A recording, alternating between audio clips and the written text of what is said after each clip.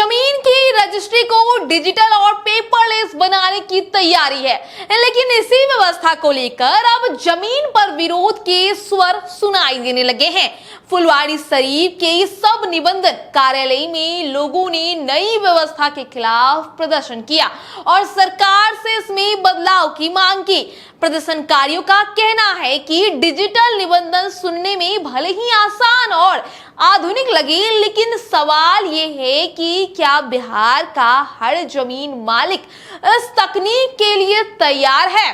खासकर ग्रामीण इलाकों के बुजुर्ग और कम पढ़े लिखे लोगों के लिए ऑनलाइन प्रक्रिया मुश्किल बन सकती है।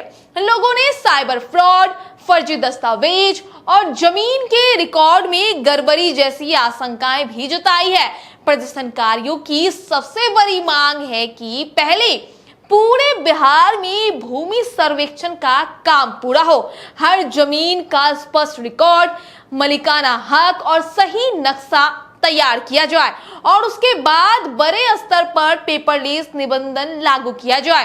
क्योंकि अगर रिकॉर्ड में पहले से ही गलती है और पूरी प्रक्रिया डिजिटल हो जाती है तो लोगों का कहना है कि समस्या खत्म होने के बजाय और बढ़ सकती है।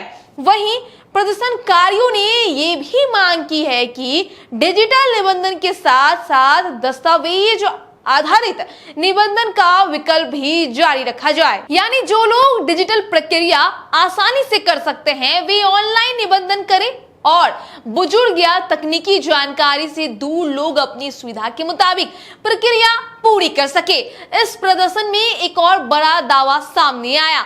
लोगों का कहना है कि पहले फुलवारी शरीफ कार्यालय में रोजाना करीब 40 से 50 रजिस्ट्री होती थी, लेकिन नई व्यवस्था के बाद ये संख्या घटकर 2 से 3% प्रतिदिन हो गई है। वहीं हालांकि इस दावे की स्वतंत्र पुष्टि अभी नहीं हुई है। अगर ये दावा सही है तो सवाल सिर्फ लोगों की परेशानी का नहीं बल्कि सरकार के निबंधन राजस्व पर पड़ने वाले संभावित असर का भी है। दूसरी तरफ सरकार डिजिटल और पेपरलेस निबंधन को ज्यादा पारदर्शी, तेज और सुविधाजनक बनाने की दिशा में उठाया गया कदम बता रही है। मकसद है तकनीकी के जरिए प्रक्रिया को आसान बनाना और लोगों को बार बार सरकारी कार्यालयों के चक्कर लगाने से राहत देना।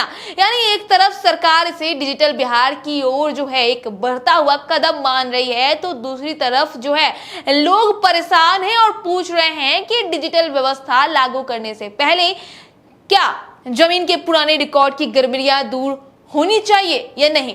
अब देखना होगा कि सरकार जो है इन आवाजों पर क्या फैसला लेती है। जो भी होगा हम आप तक पहुंचाते रहेंगे। आप बने रहिएगा स्वराज पोस्ट तक और अपनी राय हमारे कमेंट बॉक्स में जरूर दें।